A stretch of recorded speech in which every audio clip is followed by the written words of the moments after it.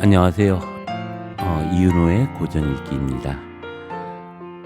사람들은 자신의 상식을 스스로 확신하는 것은 자신의 이웃을 감금함으로써가 아니다. 도스토옙스키의 이야기죠. 그러나 푸코는 자신의 상식을 스스로 확신하는 것은 자신의 이웃을 감금하는 것이다 라고 강하게 이야기합니다. 오늘은 푸코에 대한 이야기로 허경 선생님을 모시고 이야기를 좀 나눠보려고 합니다. 잠시 광고 듣고 이야기를 나눠보죠.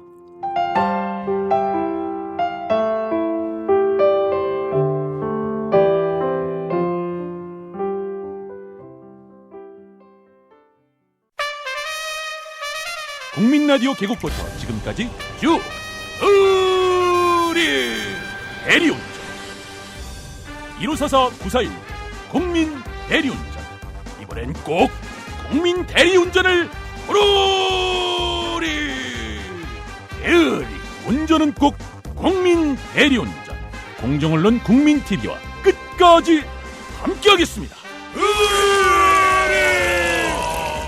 1544-941 국민 대리운전. 의리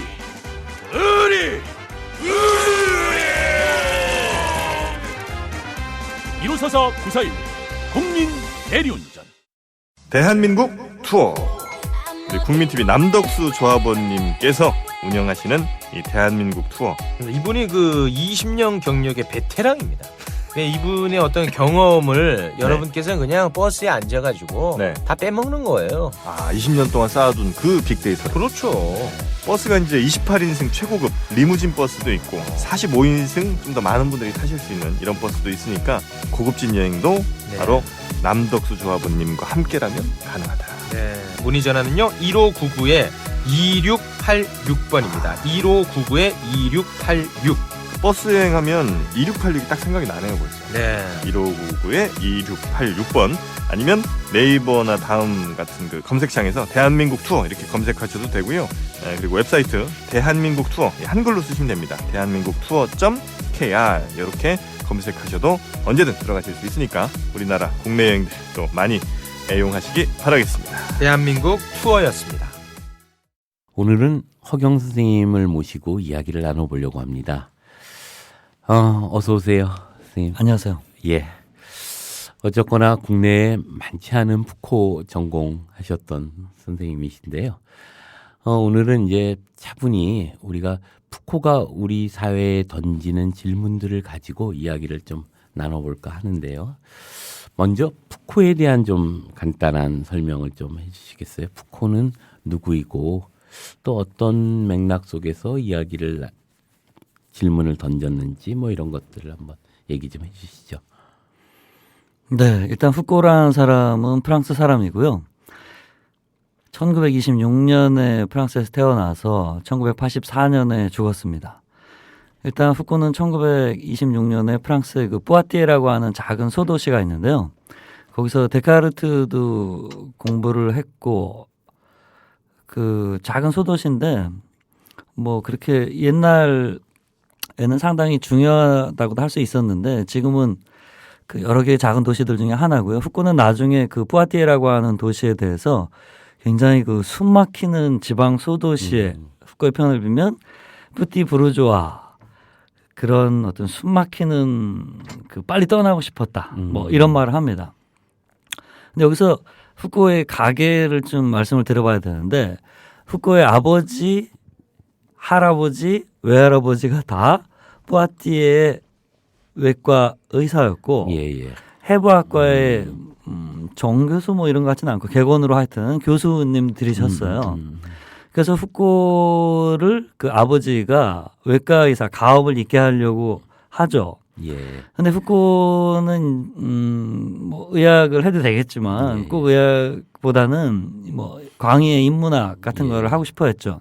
그래서 아버지하고 사이가 그 모든 전기를 보면 굉장히 좋지 않았다. 그래서 10대는 물론이고 20대까지도 푸코를 아는 모든 사람들이 푸코가 아버지 때문에 너무너무 고통받았고 아버지가 좀 권위적인 그 분이셨다고 해요. 그래서 여튼 후쿠오가 그 고등사범학교에 프랑스의 그 수재들만 들어가는 고등사범학교에 1946년에 입학하게 되는데 거기서 이제 알티세르를 만납니다. 알티세르 예, 그 당시 스승이었죠. 교수였죠. 예, 예. 예. 그래서 알티세르도 후쿠오를 뭐 똑똑하니까 되게 이뻐했겠죠. 그리고 후쿠오도 알티세르를 되게 따르고 해서 그 후쿠오가 1950년경에 공산당에 입당해서 이제 53년경에 탈당한 거로 돼 있는데 탈당한 이유는 두 가지 정도로 보고 있어요. 후쿠오 자신의 말이나 여러 가지 뭐 전기나 이런 걸 취합해 보면 첫 번째는 그 당시에 그 스탈린이 그 사망하기 전이잖아요. 50년이면. 예. 그 스탈린주의의 그 끔찍한 여러 가지 그 정치적인 뭐 거짓말이라고 해야 되겠죠. 뭐 리센코 사건이나 뭐 이런 조작이나 사실은 그 당시에 정확하게 알려져 있지 않지만 굴라그의 존재나 예. 이런 게 서구에 조금씩 알려지게 되는데 프랑스 공산당에서는 그 스탈린주의의 사실은 위성정당이었기 때문에 예. 그거를 이제 소련 공산당의 말을 받아가지고 이렇게 믿어라라고 예. 하는데 당연히 대부분 믿어지지가 않고 많은 사람들이 탈당합니다. 그때 후쿠오도 탈당하는데 일단 그 외적인 조건이 그런 게 하나 있고 두 번째는 후쿠오가 잘 아시다시피 동성애자인데 예. 처음엔 자기 자신이 그것을 거부하다가 그것 때문에 자살 시도도 두 번인가 한 거로 기록돼 있거든요. 그러니까 굉장히 힘들었던 건데 받아들이지 못하다가 결국은 그게 자기 자신이니까 받아들이게 되는 것 같아요. 예. 근데 사실은 공산당이 굉장히 그 진보적인 당이라야 하는데 후쿠오의 예. 말을 따르면 가장 진보적이어야 할 정당이 가장 부르주아적인 혹은 뿌띠 부르주아적인 어떤 구습에서 전혀 벗어나지 못하고 있는 실망스러운 모습 동성애를 얘기하는 거죠. 그런 두 가지 이유로 탈당했다고 봅니다.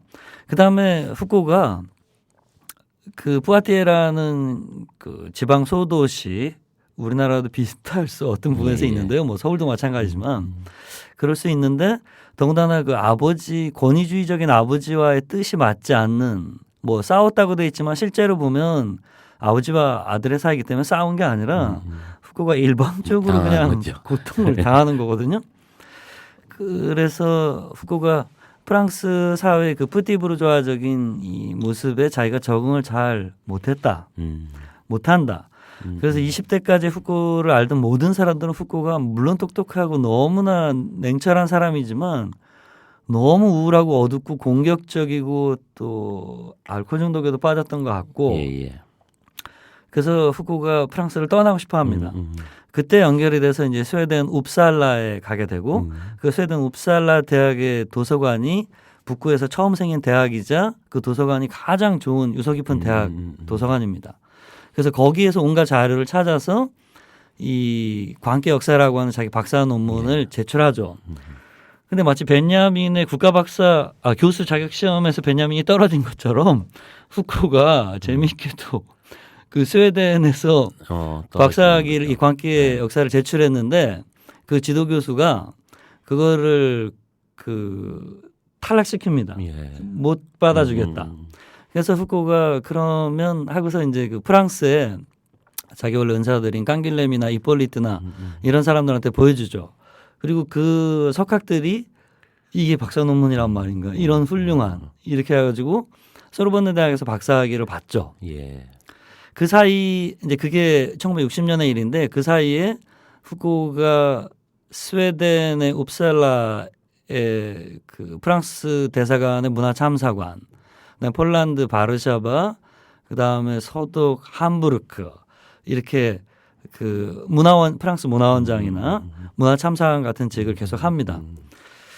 그다음에 후쿠오가 광기 역사를 1960년에 박사학위를 받고 61년에 책을 내고 63년에 임상의학의 탄생 혹은 뭐 레몽 루셀이라고 하는 소설가가 있는데요. 그 사람에 대한 책을 63년에 내고 66년에 저 유명한 말가사무를 내게 되면서 이제 그 좁은 범위를 넘어서서 거의 모든 세계 지성들이 알게 되는 그런 사람이 되죠. 그다음에 69년에 지식의 고고학을 출간하고 70년에 콜레지 드 프랑스라고 하는 뭐 우리나라로 치면 석좌 교수만 있는 대학이 아닌 교육기관 예, 그게 예. 출석부도 없고 시험도 없고 따라서 교수들한테 잡무로부터 완전히 해방시켜주고 예. 그런 기관이 있는데 거기에서 후쿠오가 교수로 임용됩니다. 그 다음에 뭐 여러 가지 감옥 정보 그룹 같은 들레즈하고 그런 활동도 하고 75년에 감시와 처벌을 내고 76년에 성역사 1권을 내고 그 후에 8년 동안 이제 책은 내지 않고 이제 활발한 활동은 하지만 책은 내지 않고 84년 6월 25일 날 사망하는데 3월 달과 5월 달에 성역사 2권, 3권이 나옵니다. 후쿠오가 사망한 이유는 잘 아시다시피 에이즈로 사망하게 되는데 동성애자이기 때문에 당연히 그런 거라고 생각이 되고요. 그 당시에는 HIV 바이러스나 에이즈라는 병명도 없었고 지금 에이즈의 잠복 기간이 7년에서 10년으로 예. 보는데 84년에 사망했다면 후쿠오는 74년에서 77년에 감염이 됐을 텐데 그 당시엔 더더구나 아예 모르는 알 수 거죠. 없기 예. 때문에 매우 안타깝게도 그 병으로 사망하게 되죠. 예, 푸코 사실 우리 사회에서 90년대 중후반인가요? 그때 한창 푸코가 유행이었는데 맞습니다.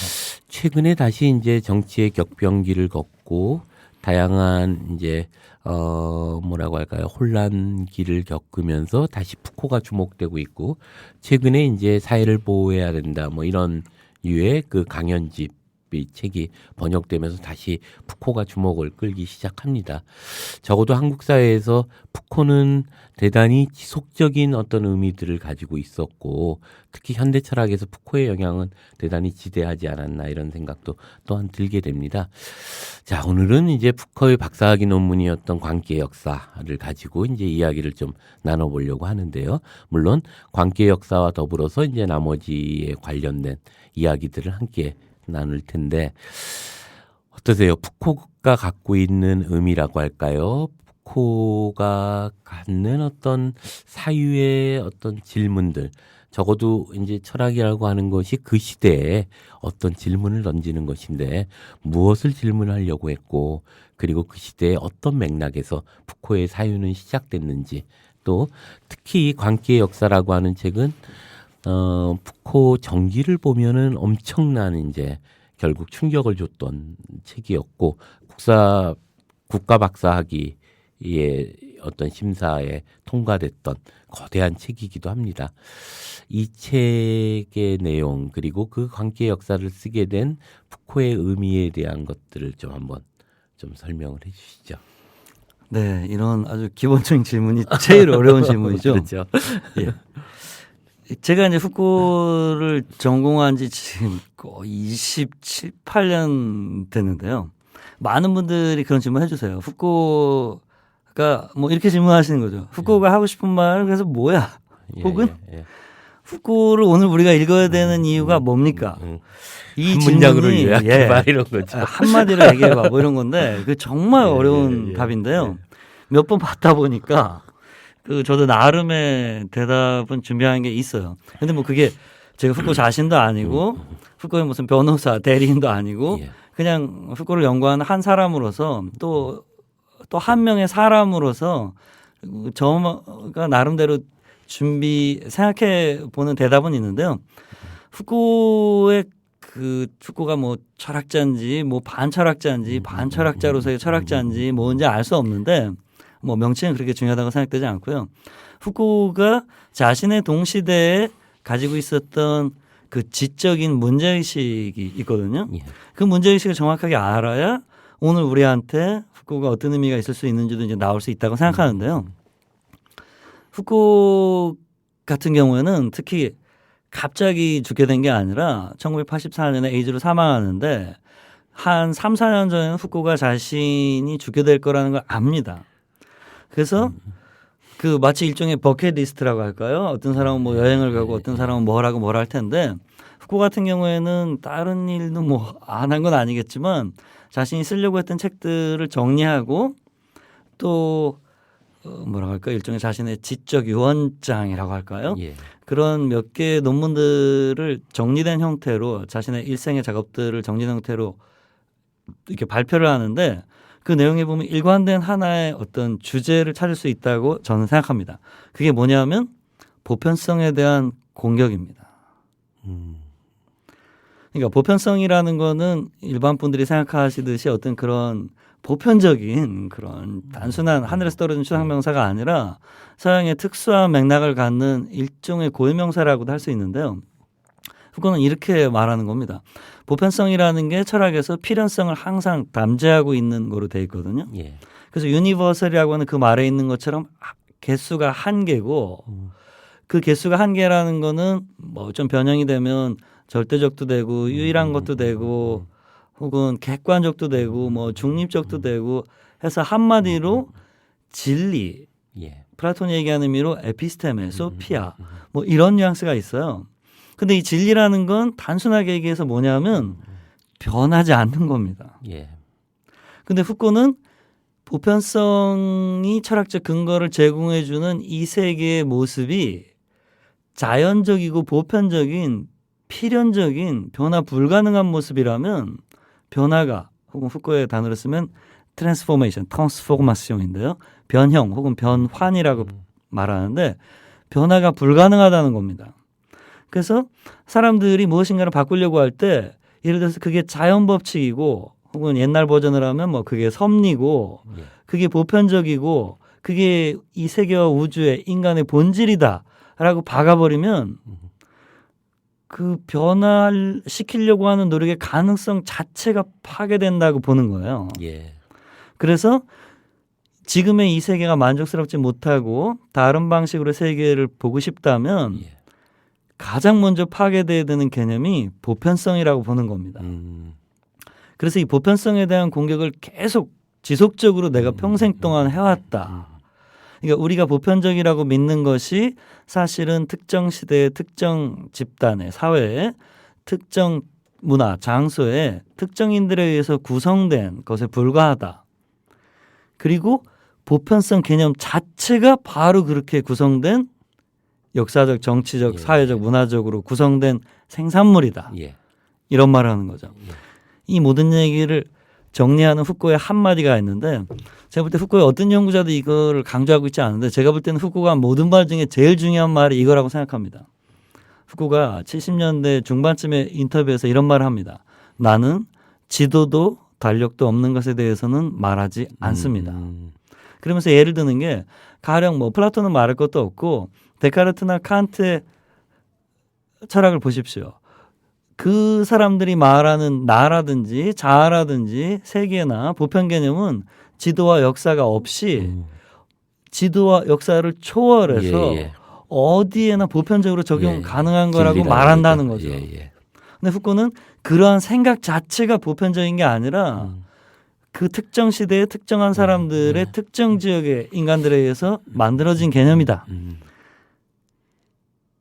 그러니까 후코는 한마디로 트랜스포머. 예. 네.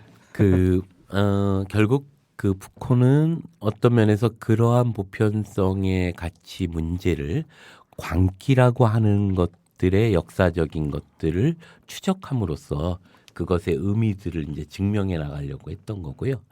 그런 점에서 보면 이제 12세기, 14세기, 뭐 16세기에 이러저러한 광기의 특징들에 대한 것들을 정리하고 있다고 생각을 합니다. 그것에 대한 이야기라고 할까요? 뭐 광기들을 어떻게 푸코는 이야기했는지 뭐 이런 것들 좀 더 설명 좀 해주시죠. 자, 제가 질문을 한번 드려볼 테니까 이거 듣는 분들 한번 마음속으로 대답해 보셔요. 광기라는 거는 자연의, 그러니까 과학적인, 의학적인, 보편적인 실체일까요? 아니면 광기라는 것 자체가 지도와 달력을 갖는 역사적으로 서구라고 하는 특히 서구 근대에 구성된 특정한 사회적, 정치적, 역사적 구성물일까요? 이렇게 생각해 보면 저도 처음에 공부할 때 가령 광기라고 지금 정신의학의 개념에서 광기라고 해놨지만 이게 예를 들어서 임상의학이나 혹은 그 육체에 관련된 의학에서 내가 폐렴에 걸렸다. 그때 똑같은 질문을 던지는 거예요, 후코가. 폐렴이라는 건 자연적인, 생물학적인, 의학적인, 과학적인, 보편적인 실체일까? 아니면 문화적, 역사적, 정치적 뭐 등등으로 구성된 사회적 생산물일까? 후쿠오의 답은 명백하게 후자입니다. 예. 깜짝 놀랄 만한 일이죠. 폐렴도. 예. 네. 그러니까 이렇게 얘기해 볼 수 있겠죠. 동의보감에 나오는 폐하고 우리가 의대, 그러니까 서양식 한의대가 아닌 서양의 의대, 한국에도 마찬가지겠죠. 한국의 의대를 다닐 때 나오는 그 폐, 랑하고 네. 같은 단어일까? 어려운 문제네요. 전혀 같은 단어가 아니거든요. 예. 같은 것을 지칭하는 것 같지만 그 개념 구조 혹은 담론 구조는 완전히 다른 세계관과 가치관에 입각해 있는 거거든요. 그러니까 저 자신이 공부하는 과정에서 이제 제가 한국 사람이니까 생각을 해보면 광기라는 거는 이름만 사실은 지금 뭐 일본 말이지만 광기라고 붙어 있는 거지.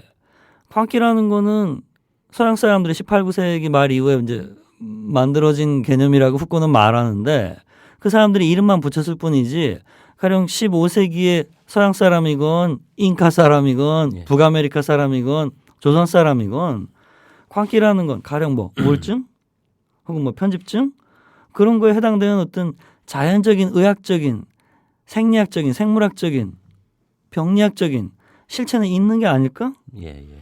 이렇게 생각을 했는데 그렇게 되려면 그 서양의 생물학과 병리학이 불변하는 보편적인 인간의 육체 자체에 대한 진리 자체를 해야 돼요. 혹은 최소한 토마스 쿤 식으로 얘기만 해도 조금 달라지지만 일정한 패러다임 이렇게 얘기하면 벌써 후쿠하고 되게 비슷해지죠. 여하튼 광기라는 게 자연적인 의학적인 생물학적인 생리학적인 실체가 아니라 여러 가지 다양한 현상들을 특정한 가치관과 세계관, 인식론을 가지고 바라보아서 그렇게 구성해낸, 추출해낸 의학사회학적, 지식사회학적 도출물이다. 예, 예. 이런 말을 하는 거죠. 그거는. 그러니까 결국 광기는 특정한 시기에 특정한 맥락 속에서 존재하는 하나의 개념으로 존재하고 그것은 그 당시의 사회적 어떤 의미들을 내포하고 있는 개념으로 자리 잡게 그렇죠. 된다. 그러니까 결국 그것이 이제 나중에 그 감시와 처벌이나 이런 곳에서 이제 그렇죠. 훈육의 기제로서 어떻게 네. 되는가 하는 문제로서 이제 제기될 수 있을 텐데요. 결국 푸코가 그 광기의 역사를 추출해 나가면서 그가 이제 고민하려고 했던 거는 아까 선생님이 말씀하셨던 그런 보편성이라고 하는 것들이 과연 존재하는가? 이 광기라고 하는 것조차에도 이런 보편성이 존재하는 것이 아니라 그 시대의 특별한 어떤 의미들이 담고 정치적 어떤 성격을 지니고 있는 것으로서의 존재하는 것이다. 이런 의미라고 볼 수 있겠네요. 예. 그 광기의 역사를 쓰게 되는 과정에서 이제 푸코에게 많은 사실 철학적 질문들 혹은 철학가들의 영향들 역시도 중요할 거라고 생각하는데요. 이르자면 뭐 칸트나 스피노자나 이런 사람들도 그러하고 특히 니체의 영향은 그렇죠. 대단히 중요했다고 보는데요. 그런 의미에서 니체가 그 푸코에게 어떤 의미를 던져줬을까 이런 것들 한번 좀 얘기해 주신다면 어떤 게 있을까요? 네, 일단 보통 분들이 후쿠를 공부하시게 되면 1970년에 담론의 질서 이후에 후쿠가 강력하게 니체화된 거로 되고 그 이전까지는 구조주의적 뭐 후쿠 자신은 또 아니라고 말하지만 여하튼 학자들은 일반적으로 구조주의적 함축이 없다고 말할 수 없다 이렇게 정리하는데 예를 들면 그거는 66년에 말가사물은 분명히 구조주의적 함축을 갖는 저작이라고 말할 수 있는데 60년의 광기의 역사가 갖고 있는 특수한 지위가 있어요. 후쿠가 84년에 죽기 직전에 발표한 논문들에서 자기 평생의 작업을 정리하면서 광기의 역사를 그렇게 많이 인정하지 않습니다. 예. 그러니까 방법론적으로 그러니까 하려고 하는 의도나 이런 건 되게 좋았지만 방법론적으로 지금 자신이 볼 때는 써서는 안 될 방법론들을 내가 아직 개념에 혹은 방법론적인 정돈이 안 돼서 사용한 게 있다. 예. 그게 뭐냐면 현상학 실존주의 그리고 사실은 막스주의하고 파블로프의 이론도 없잖아 약간 있어요. 예. 근데 이거를 설명드리려면 후쿠가 처음으로 쓴 책이 후코가 절판시킨 1954년에 정신병과 인격이라고 하는 책이 있어요. 근데 후코가 53년에 공산당을 탈당하지 않습니까? 예, 예. 그리고 그 당시에 프랑스의 지적 조류의 54년에는 심지어 구조주의조차도 아직 그 몇 권의 책이 나오기 전이고, 그러니까 그 프랑스 혹은 유럽의 지적인 사조의 주류에서요. 예. 기본적으로 현상학 실존주의, 마르크스주의 이러한 사상들이 그 주도권을 쥐고 있었다고 보는데 53년도에 탈당은 했지만 54년도에 나온 정신병과 인격이란 책이 이 세 가지 그리고 특히 파블로프의 조건반사 이론과 상당히 그 연관이 돼 있어요. 그래서 이거를 걷어내고 쓴 것이 6년 후에 나온 광기 역사고 54년도에 정신병과 인격이라는 책을 절판시켜버렸고 광기 역사가 60년에 발표했고 61년에 책이 나왔는데 62년도에 54년도에 자기의 첫 번째 저작인 정신병과 인격을 광기 역사에 맞춰서 완전히 다시 씁니다. 예. 그 1부는 조금 남겨두고 2부는 완전히 다시 써서 제목도 바꿔서 정신병과 심리학이라고 해서 1962년에 나오는데 우리나라에 번역돼 있죠. 그 정신병과 심리학의 2부가 후코 자신에 의하면 그 지지난해에 썼던 자신의 박사학위 논문 광기 역사의 완벽한 요약이다. 이런 식으로 말하는데 후코 자신은 62년도에 다시 써서 완전 뭐 수정판이죠. 증보판이라기보다 수정판을 냈던 정신병과 심리학 자체도 마음에 들어하지 않아요. 그러니까 아시죠? 그 글을 아예 다시 쓰는 게 더 쉽지 예, 써놨던 글을 고치는 게 되게 어렵거든요. 예, 예. 그래서 만족스럽지 못했나 봐요. 자, 그래서 다시 니체 이야기로 돌아가면 그래서 후코가 1970년부터 니체의 강력한 영향이 겉으로 드러나는 걸로 보통 생각하는데 후코의 책들을 읽어보면 69년도의 지식의 고고학도 기본적으로 그렇고 66년의 말과 3월의 90장이 특히 그러하고 61년에 나온 이 광기 역사도 니체 영향력이 강력한데 프랑스는 국가박사학위 논문을 낼 때 논문을 2개 내게 돼 있습니다. 주논문과 부논문을 내게 돼 있는데 주논문은 논문으로 내고 부논문은 후코가 그 당시에 관례를 따라서 번역으로 냈는데 그게 칸트의 예, 예. 실용적 관점에서 본 인간학이라고 하는 책의 번역과 그 번역본보다 더 긴 해제를 내요. 근데 그 칸트에 대한 후코의 당시의 해석이 니체주의적으로 돼 있습니다. 그리고 부논문이 그러하고 주논문인 광기 역사는 거의 니체주의적으로 사실은 일관성은 좀 없지만 점철돼 있다고 말할 수 있어요. 이 니체가 광기 역사에서 왜 중요하냐면 아까 말씀드렸죠. 지도도 달력도 없는 것에 대해서 말하지 않는다. 예. 그러면 지도와 달력이 없는 것을 가정하는 게 보편성이란 말이죠. 예, 예. 그럼 보편성을 파괴하는 2가지 방식은 지도를 넣고 달력을 넣는 겁니다. 예. 그때 이 달력을 넣는 측면에서 가장 중요한 게 니체죠. 예. 관점주의라고 하는 그렇죠. 거죠. 예. 그러니까 후코는 일반적으로 뭐 그렇게 말하면 안 되지만 일반적인 개념으로 얘기하면 역사 상대주의라고 보면 됩니다. 후코가 광기를 어떻게 역사 상대화 혹은 니체화 시키는가 하면 광기 역사에서 그러니까 이게 사실 벌써 일본말 광기라고 번역하면 안 되는데요. 예, 예. 왜냐하면 달력에서도 시대가 지나면서 그 같은 단어 자체가 바뀌고 같은 단어라고도 의미가 예, 바뀌는데 그 단어가 옆으로 번역되는데 이게 옆으로만 번역되는 게 아니라 시간도 같이 따라가면서 시공간이 중첩되면서 착종되면서 번역되기 때문에 우리나라의 근대는 이중의 근대성, 번역된 근대라고 하는데 이중이 아니라 이중의 2제곱 내지는 4제곱을 해야 돼요. 다운평 왕기죠. 네, 그렇죠. 맞습니다. 그래서 후코가 광기 역사에서 이야기하는 것은 광기가 지도와 달력에 따라서 달리 구성됐다는 말을 하는 건데 사실은 지도는 별로 안 중요해집니다.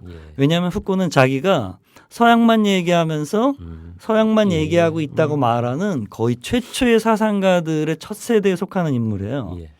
지금도 21세기가 됐지만 서양의 많은 사상가들은 서양 이야기만 하면서 인간에 대해서 이야기한다는 식으로 이야기하는 경우가 있거든요. 제국이니까. 그렇죠. 그게 제국주의죠. 그래서 후코가 광기에 대해서 지도와 달력을 넣으려고 혹은 지도와 달력의 관점에서 광기를 다시 설명하려고 하는데 후코는 자기 자신이 사실은 서유럽, 서양과 서유럽 이외의 그 광기에 대한 문헌을 탐구할 여력도 없지만 언어도 모르고 자기 능력을 넘어서기 때문에 나는 서유럽만 다룬다라고 말하고 서유럽도 시기를 딱 정해서 1500년 사실은 뭐 1200년 300년부터 나오는데요. 1500년부터 자기가 책을 쓰는 1960년까지를 두 개의 단절이 있다는 식으로 설명해요. 이제 이거는 66년에 말가사물에서 정확해지는 건데 60년에 발표한 박사학위 논문 광기 역사에서는 흐릿하게 나오는데 있습니다. 자, 분류를 해보면 이렇게 됩니다. 1500에서 1961년까지가 1960년까지가 460년이죠. 예. 그 460년이 거의 450년처럼 되는데 세계로 나누면 150년 정도로 나누면 거의 희한하게 딱 맞아 떨어지게 됩니다. 1500에서 1650, 1650에서 1800, 1800에서 1950. 이게 말가사물에서 완전히 도식화되는데 정식화되는데 광기 역사는 흐릿하게 나타나 있는데 그 두 개, 그러니까 1500과 1961을 양 끝으로 두고 두 개의 그 좌표를 설정하면 세 개의 시대가 나오겠죠. 예. 그 첫 번째가 1656년이고 두 번째가 1794년입니다. 그럼 1656년하고 1794년에 무슨 일이 일어났는가를 봐야 되는데 1656년에는 프랑스 왕의 조례에 의해서 뭐 루이 14세 때인데 그때 너무 어려서 뭐 그 재상들이 발표한 거로 돼 있는데요. 1656년에 로피탈 제네랄이라고 하는 수용 기관을 만들어서 광인을 포함한 그 사회에 배제된 자들을 수용하는 기관이 생깁니다. 그 전까지는 마을에 같이 살았단 말이죠. 예. 그 다음에 1794년에는 그렇게 수용소가 이제 의료기관이 아닌데 그 광인들을 쇠사슬로 묶어놓고 그 치료한다고 말은 하지만 감금하고 뭐 사실은 구타하고 지금 보면 그냥 고문으로밖에 안 보이는 여러 가지 치료, 사실 치료된 사람은 하나도 없고요. 그러한 행위가 벌어졌었는데 1794년에 프랑스의 필립 피네리라고 하는 그 수용소의 원장이 광인들을 쇠사슬에서 풀어줍니다. 후쿠의 광기 역사나 혹은 그 후에 75년에 나오게 되는 감시와 처벌 전까지는 이 필립 피네리나 혹은 동시대 그 18세기 말이죠. 1794년경이니까 영국의 튜크라는 사람이 거의 동시대에 이 광인들을 풀어주거든요. 그래서 후쿠의 책이 나오기 전까지는 이게 계몽주의의 휴머니즘의 인도주의적 의료의 적용이다, 실천이다 이렇게 봤는데 후쿠는 덜 처벌하거나 해방시키기 위해서가 아니라 더 완벽하게 지배하기 위해서 육체를 감금하는 게 아니라 정신 자체를 도덕과 그 당시엔 도덕과 종교가 구분이 안 되니까 도덕과 종교가 더 완벽하게 인간을 얽어매고 관리할 수 있는 통치 수단이다. 예. 이렇게 보는 겁니다. 예. 좀 더 그 설명이 필요할 텐데요. 그러니까 예를 들면 육체의 예속을 넘어서서 그 신체를 매개로 한 모든 정신적 요소들을 어떻게 예속하고 그런 것들을 관리해 나가는가 이런 문제를 말씀하신 것 같은데요. 그러니까 예를 들면 쇠사슬을 풀어준다는 것이 다른 의미로 보면 새로운 통제 방식들이 개발된 것이다. 이렇게 보는 것이라는 거죠. 그러면서 그 광기의 역사 속에서 이제 푸코가 이야기하려고 했던 건 그럼으로써 거기에 이제 보편적 진리 개념들을 어떻게 내재하는가 이 얘기를 하고 있다는 것으로 이해해도 되는지요. 맞습니다. 너무 정확하게 보셨는데요. 그러니까 1656년에 조례가 발표되는데 그 조례가 두 개로 이루어져 있습니다. 첫 번째는 로피탈 제네랄이라고 하는 수용기관을 만들어라 라는 거하고 두 번째는 그 번역하기 되게 애매한데 류트낭드 폴리스 내치 감독관이라는 직을 만들어서 그 내치학 사실은 국가학 나중에 이제 통계학처럼 행정학처럼 되는데요. 그런 내치 그 행정 공무원을 만들어라 이런 게 있어요. 근데 후쿠하고 나중에 이제 데리다하고 광기 역사 관련해서 논쟁을 하게 되는데 후쿠는 26년생이고 데리다는 30년생인가 31년생인가. 그래서 나이 차이는 4, 5년밖에 차이가 나지 않는데 아까 말씀드린 것처럼 알티세르가 후쿠를 이뻐해서 그 헤페티테흐라고 그 복습 강사인데 우리나라로 치면 시간 강사는 아니고 어떤 그 강의를 맡겨요. 그때 새로 들어온 부르디에하고 데리다가 그 수업을 듣죠. 그러니까 이게 재밌죠. 대단하죠. 교수는 알티세르, 강사는 후쿠, 학생은 부르지아이고 데리다. 이게 고등사범학교입니다. 근데 그래서 나이 차이는 얼마 안 나지만 스승 제자 관계가 되는데 나중에 데리다가 후쿠의 관계 역사를 비판하는데 그게 데카르트의 성찰에 나오는 어떤 한 부분이 관계 역사에 나옵니다. 그거에 대한 해석이 잘못됐다. 이렇게 비판을 합니다. 그 내용을 알아봐야 되는데 데카르트의 주요 저작들은 1630~40년대에 걸쳐 있어요. 그래서 그 1630~40년대 우리가 아는 방법소설이나 성찰이나 뭐 이런 책들이 나오는데 방법소설도 마찬가지지만 성찰에서 광인의 문제를 다룹니다. 근데 후쿠는 데카르트의 성찰에 나오는 광인과 데카르트 자신의 그러니까 합리적인 인간과 비이성 혹은 이 경우에는 미친 사람이라고 해야 되겠죠.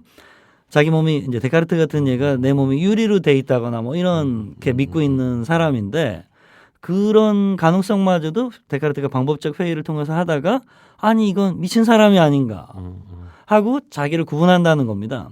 그러니까 후쿠가 볼 때는 데카르트의 성찰에 나오는 이 데카르트의 구분이 서양 역사상 처음으로 일어난 이성과 비이성의 서로에 대한 여집합으로서의 설정이라는 거예요. 예. 이성이 아니면 비이성이고. 그렇죠. 예, 예. 비성이면 이성적이지 예, 않고. 예. 그러니까 이렇게 생각해 보시면 됩니다. 내가 합리적이고 정상적이라고 해서 내가 100% 합리적이고 내가 100% 정상이고 비합리적인 부분이 전혀 없고 내가 완전히 정상이고 내가 볼 때 이상한 저 사람은 완전히 이상한 사람이고 예. 완전히 미친 사람이고 그러니까 우리 자신도 조금씩 미쳤고 조금씩 비합리적인 부분이 있고 그 정의에 따라서 달라지겠지만 정신병원이나 혹은 신경정신과 다니는 분들 대부분이 완전히 미친 사람은 없고 예. 그 나름의 또 내재적 논리가 있고 또 신경증 환자 같은 경우에는 자기가 이러면 안 된다는 걸 분명히 합리적으로 예, 예, 알거든요. 예, 예. 섞여 있죠. 예. 예. 그게 분할이 불가능한 예, 건데 예. 데카르트가 이성과 비이성을 이 딱 경우에 나눈 이제 거죠. 예, 예, 딱 예. 나눠서 서로에 대한 예, 여집합으로 여집합으로. 설정했다는 예, 예. 거예요. 이렇게 설정한 행위가 있는데 이게 철학책에 이렇게 나오는데 꼭 그거 영향을 받아서 이 로피탈 제네랄을 만들었는지 모르겠는데 로피탈 제네랄에는 오늘날 보면 가둬선 안 될 것 같은 사람들 혹은 가둬야 되는지 알 수 없는 사람들 예, 예, 예. 혹은 가둔다고 해도 같이 가둘 수가 있나 예. 하는 사람들을 가두는데 예, 그 사람들 실업자들도 예, 거기에 있죠. 실업자, 노숙자, 그리고 오늘날 말하는 미친 사람, 그 다음에 마녀, 예. 그 당시 이제 프랑스 카톨릭 국가고 옛날이니까 무신론자 그리고 심지어 개신교도들도 예, 프랑스에서는 예, 예. 이 위그노라고 해갖고 예, 박해받고 예, 하거든요. 예, 예.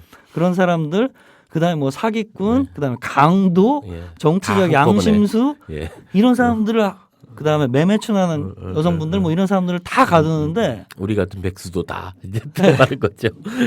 그 오늘날 보면 이게 가둬야 되는지도 알 수 없고 같이 가둔다는 건 더욱이 상상할 수 없는데 이 사람들의 공통점은 딱 하나입니다. 사회가 배제한 자들. 예, 예. 간단히 얘기해서 비정상인들이죠. 예. 그러니까 아까 처음에 말씀하셨던 것처럼 후쿠가 나중에는 폐기한 그 서문에 두 개의 인용을 하는데 첫 번째는 도스토옙스키의 작가일기에 나오는 건데 우리가 우리 자신의 상식, 봉성스, 양식을 확인하고 확신하는 것은 우리의 이웃들을 가둠으로써가 아니다라고 도스토옙스키가 예, 작가에게 예, 썼는데 예. 후쿠는 역사적 기록들을 봐라. 정확히 그 반대다. 예. 내가 정상인 이유는 어떤 사람도 내가 완벽한 정상이고 내가 합리적이라는 걸 확신할 수 없어요.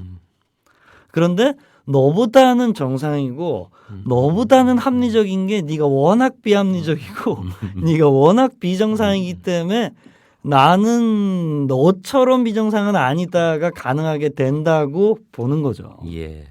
그래서 아까 그 질문 주셨는데 한국에서 후쿠를 특히 광기 역사를 오늘 읽어야 되는 이유가 뭐냐. 저 자신만 해도 제 뭐 구체적인 그런 건 밝히지 않겠고 저 자신과 정치적인 선호, 호가 다른 사람들, 예. TV 토론이나 예. 혹은 그 요새 정말 끔찍한 일인데 아동학대 뭐 이렇게 예. 부모가 자식을 죽이고 뭐 예. 이렇게 할 때 저 자신도 이게 한국 사람 뭐 한국 사람 꼭 그렇다는 건 아니지만 관습화 돼가지고 제가 이런 생각을 무심코 합니다. 저 미친놈 아니야? 네. 저게 사람이야? 예. 혹은 뭐 저게 사이코패스구만.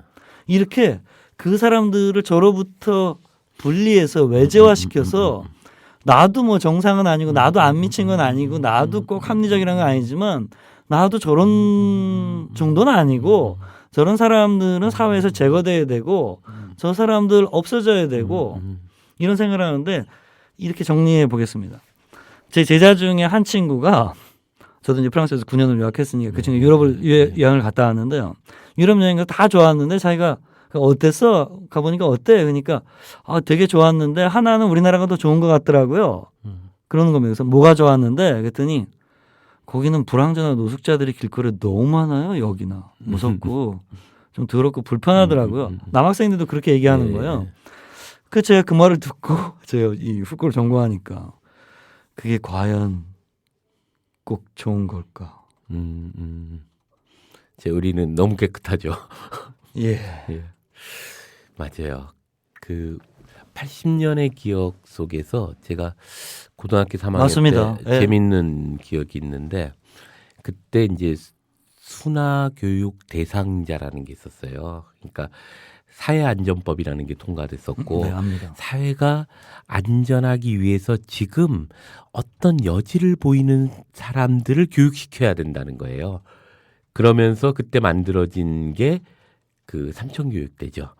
삼천교육대에 이제 뭔가 미래에 얘네들이 사회에 위험한 일을 할지 모르는 사람들을 가두고 교육하는 기관을 만들었고 그게 사회안전법이라고 하는 이름으로 존재했었죠. 범죄 행위를 처벌하는 게 아니라 범죄로 인해서 이루어질 수도 있는 사회의 지금 안정성을 깨뜨릴 수도 있는 위험성을 가질 수도 있는 그게 이제 아주 끔찍한 결국 사회적 문제가 엄청난 문제를 이야기했던 뭐 정말 수백 명이 죽어갔던 그 삼천교육대 법이라는 게 이제 그렇게 만들어진 건데 어찌 보면 이게 이제 그 한 사회가 강기라고 하는 것, 즉 진리라고 하는 보편적 개념들을 전제해 놓고 그것이 아닌 모든 것은 이제 비이성 혹은 광기로 취급함으로써 맞습니다. 그것을 통제하고 일정하게 관리하는 시스템으로서 존재했던 한 역사들이라고 보는데요.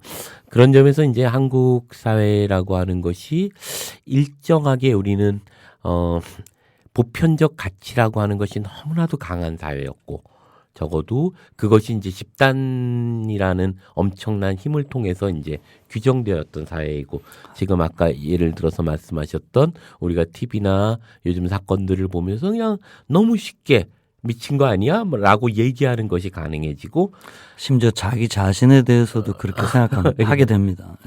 재밌는 건 최근에 이제 페북에 뭐 약간의 생각만 달라도 엄청난 비난의 혐오 것들이 담론. 있는 거죠. 이러면서 이제 집단적인 이지매들이 형성되고 있고 이것이 어찌 보면 우리 사회의 근육 안에는 그러한 것들이 서서히 내재화되었던 권력이 그야말로 먼 곳에 있는 게 아니라 우리 안에 권력 작용들이 있는 게 아닌가 이런 생각도 합니다. 그런 점에서 보면 푸코가 우리 사회에 이제 중요한 의미들을 던지고 있다고 보는데요.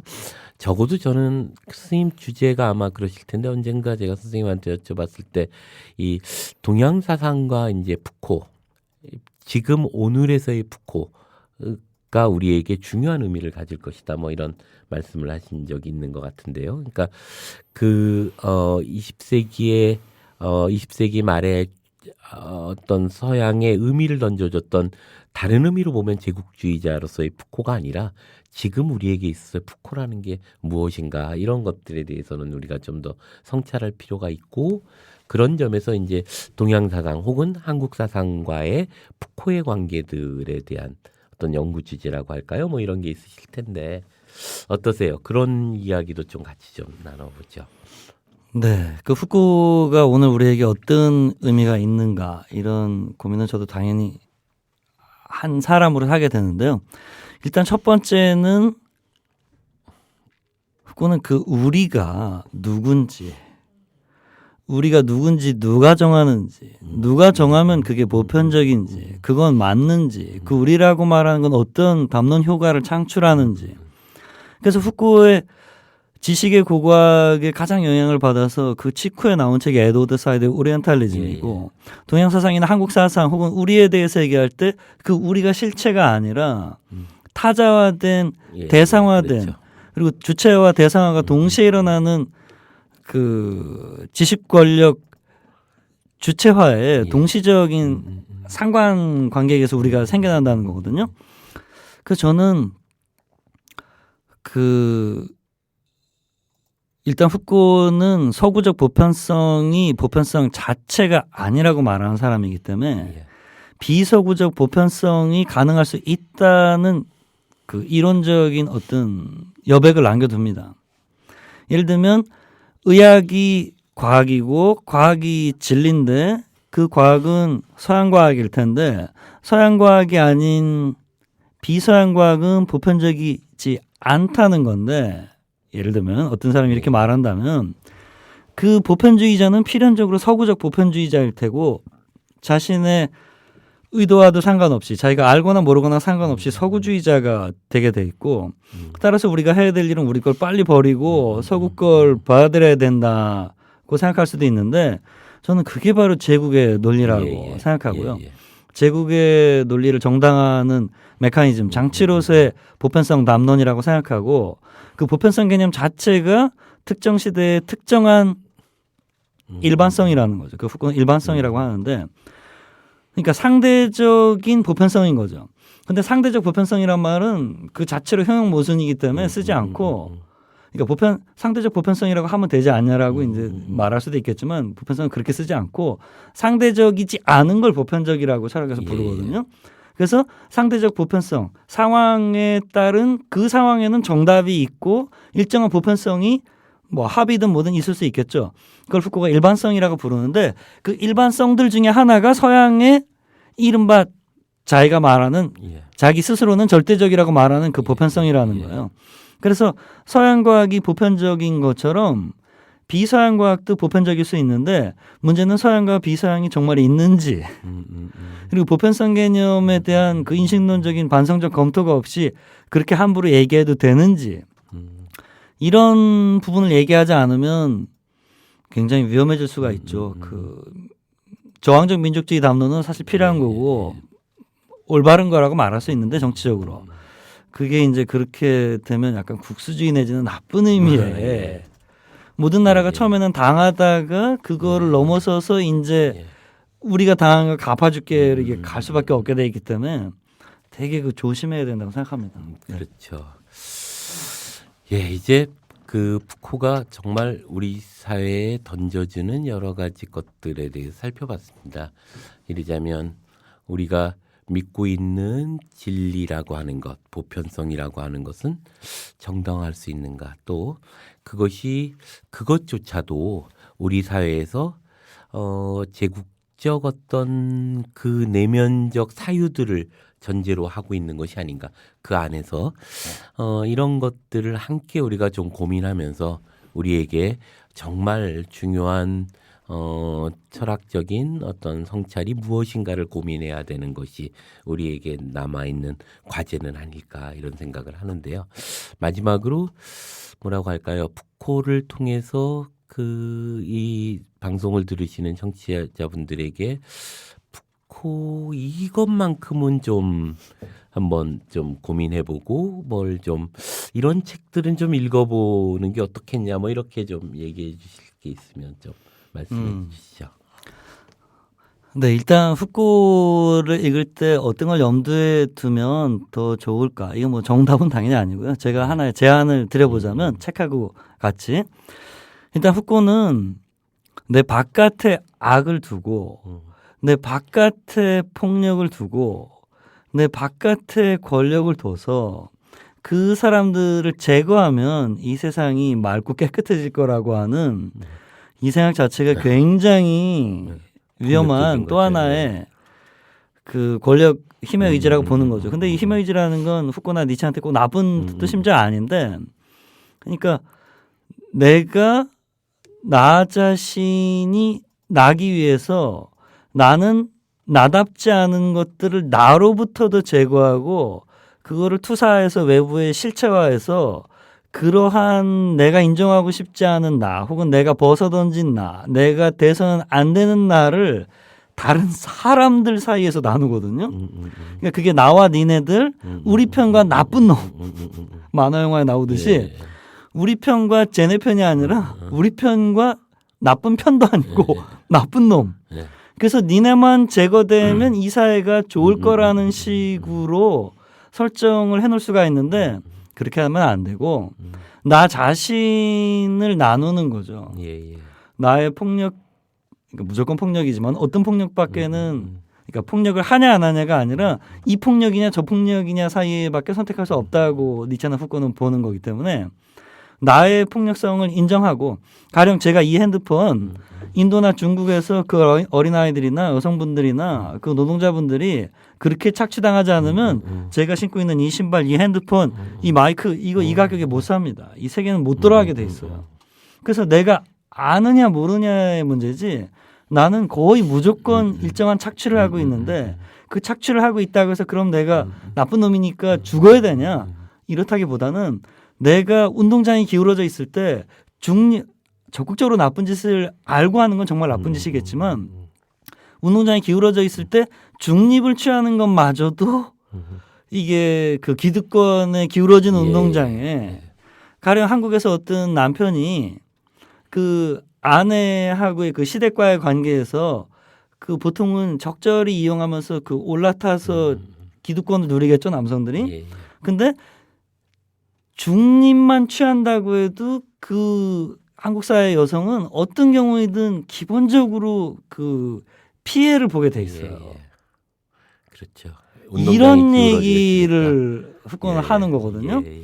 그래서 뭐 정신병원을 완전히 없애자든지 뭐 행정기관을 다 없애자 이런 혹은 뭐 복지 시스템 그 감시 컨트롤 이거 다 없애자 이런 얘기를 하는 게 아니라 공무원 시스템은 관료주의제적으로 타락할 수밖에 없기 마련이고 경찰이나 국가기관이나 정신병원의 의사들의 권력은 무한히 확장돼서 아무도 타치할 수 없는 방향으로 갈 수밖에 없기 마련이고 복지 시스템의 그 복지의 그 시스템을 위한 그 카드와 그 전산화와 그 모든 시스템의 구축이 사람을 동시에 관리하고 컨트롤하는 기제로도 분명히 사용된단 말이죠.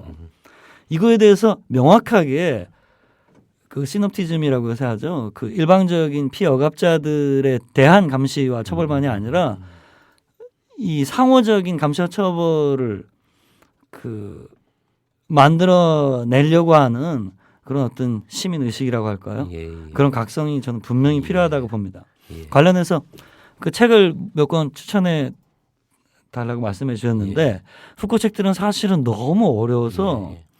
그 사실은 읽기가 대단히 어렵습니다.